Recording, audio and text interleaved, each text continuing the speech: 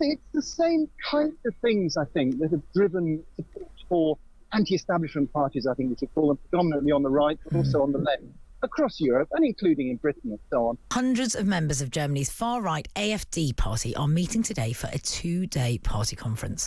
The latest polls indicate that the AfD is now the country's most popular political party nationwide, with between 27 and 29% support. Well, the Sunday Times Europe editor Peter Conradi joins me now from Erfurt. Good afternoon, Peter. Good afternoon, Jane. Peter, what's the atmosphere like there today ahead of this conference?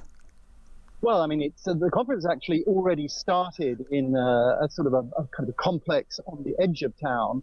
I'm in the middle of Erfurt. It's a little bit like a town under siege. I was sitting in a cafe recently, a few moments ago, and the waitress came round rather alarmed, saying, "We've had reports from that the demonstrators are on their way." Huge sort of looks of shocked surprise among the people sort of having their coffee and cakes. I must say, I've been out and seen the demonstrators, who are probably a couple of miles from here. They're largely a kind of a peaceful bunch. They're sort of the usual collection of, basically left of centre groups, so whether from trade unions, NGOs, these kind of people, who are just affronted by the fact that the AfD, which is on the far right of German politics, is actually being allowed to hold its party congress here at all. So, Peter, is it a bit similar to what people might imagine would happen if, say, Restore the UK had a 2-day party conference in the same way that, the Tories and Labour have a party conference? Is that the kind of conference we're talking about?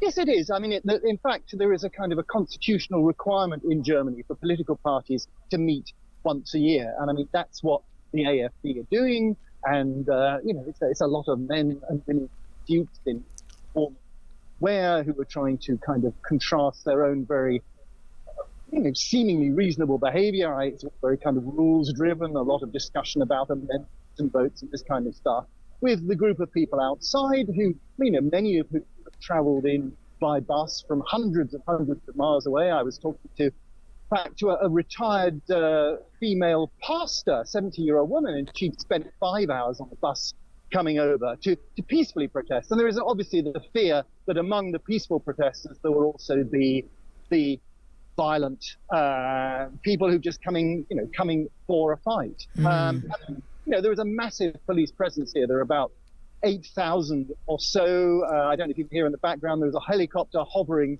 sort of above us, obviously on the lookout for trouble. There's been attempts to block the local motorway junction, and there are probably about 25 to 30,000 protesters. Wow, so it is quite big numbers there. And Peter, I understand there is some significance about the location of the conference this weekend. Yes, there is. So basically, exactly 100 years ago today, about 10 miles up the road in Weimar, the Nazi Party, or the NSDAP as it was, held its party conference, at which they tried out their Nazi salute for the first time. They did various other kind of stuff. And people are saying, well, look, hang on, you didn't have to hold a conference particularly this weekend, and you also didn't have to do it so close to that very, very significant conference. What's going on here? And the AfD, of course, is saying, well, complete coincidence. We just needed a hall. We needed a time to hold it. This is everybody. But it's interesting that the party's local leader, a man called Werner Höcke, is a former history teacher. So if anyone, you should know the significance of this particular date, Mr. Höcke is the one who should.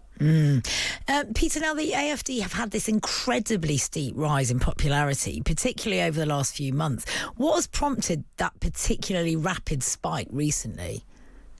Yeah, I mean, in the election, which was sort of early February last year, they got about 20% or so. They're now up to 20, as you said at the beginning, up to 28, 29.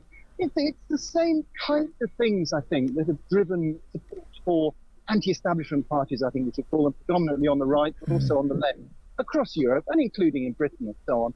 And Friedrich Merz, the Chancellor, he hasn't done very well. In fact, I mean, he's been in power for only just over a year, and he's already the least popular leader in Europe. I think even less popular than Keir Starmer. they say. So he's done a lot of things wrong. There are a lot of problems building up in the German economy. It used to be doing very well thanks to cheap Russian energy, thanks to a good kind of relationship with the Americans, and also thanks to massive car industry. But now, the Chinese car makers are eating lunch, as it were. They're not getting any cheap Russian gas anymore. Things with Trump are going bad. So, there is a feeling of malaise around, and matters weren't helped by the World Cup, whereas I'm sure a number of listeners might have gleefully noted Germany was dispatched by Paraguay late on Monday in penalties, the first time they'd ever suffered such an indignation. It is extraordinary, isn't it, how that sort of impacts on the mood of the nation everywhere, Peter, especially on the sort of penalties front. France, meanwhile, where you are based most of the time, they're looking pretty strong. Before you left, I know you've been travelling a little bit this week in different countries, but what's the vibe been like in Paris from the beginning of the World Cup and along as France's knockout stages continue? Yeah, it's been extraordinary. I mean, I live in a flat which has a cafe immediately opposite, and I can always tell when France is playing just by the sounds coming from across the road. Particularly, I can hear when France, if I've forgotten that France is playing for some reason, huge cheer reminds me they're not only playing, but they've actually just scored a goal. And they are. If you've been watching any matches, I have been. They are playing extremely well. Will they make it to the final? I think it's certainly quite probable. Absolutely. Meanwhile, though, also in Paris, Peter, the Deputy Mayor has warned that the city's in danger of turning into London. What's he worried about? Yes, he's worried about rents, and I'm worried about rents too, because I have to pay it in Paris. It is expensive. And he gave us a bizarre interview to Le Figaro, which is a right-of-centre newspaper, which was then picked up by my colleague on the Times, Adam Sage, and he was talking about I don't want Paris to become London, blamed so-called co-living spaces, which he says have an inflationist effect. He wants more social housing, which is extraordinary because France already does have huge amount of social housing, certainly compared to London. And it's not just people at the bottom of the pile that get it. I mean, for a long time, or some years ago, there was huge scandals. It turned out that a number of politicians benefiting rather nice apartments at rather subsidized prices. But, I know a whole number of people who do benefit from social housing. But that means that if you do want to get somewhere on the open market, it's expensive, probably as expensive as London. Are they going to try and make housing more affordable? I mean, what is his plan? Well, I think the problem is he doesn't really have a plan. The problem is there are a lot of empty flats in Paris, often owned by relatively rich people, who just keep them as a second home and are unwilling to let them out because rental rules here are very, very much tilted in favor of the tenant, which is great if you're a tenant, but not great if you're a landlord. And so a lot of people think, well, actually, I don't need the money. I certainly don't need the hassle. And I'll just keep the place empty as, it's probably going up in value and it's just an investment. So in a sense, the same kind of issues as London, really. Yeah, and capital cities, I would say, possibly all over Europe, Peter. Absolutely. And Peter, thank you so much for your time this afternoon. It's great to speak to you, as always. Stay safe over there during those protests. That is the Sunday Times Europe editor, Peter Conradi.